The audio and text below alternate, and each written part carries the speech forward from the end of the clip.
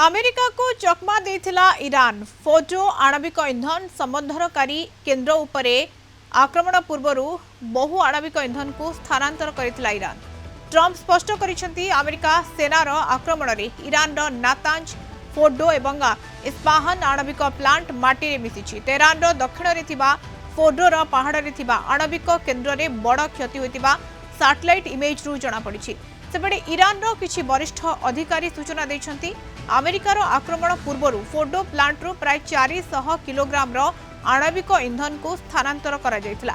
यासह आणविक केन्द्र रु विकिरण सृष्टिकारी कौनसी सामग्री नथिबा स्पष्ट करिछि ईरान। अमेरिका वर्तमान संधान चलाइछि ईरान तार आणविक सामग्री केउठी रखिछि।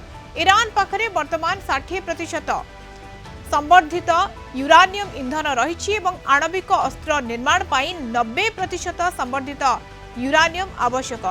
कहुछि फोर्डो प्लांट रे मासक भितर ईरान 9टी आणविक बोमा निर्माण करि पारिथांता।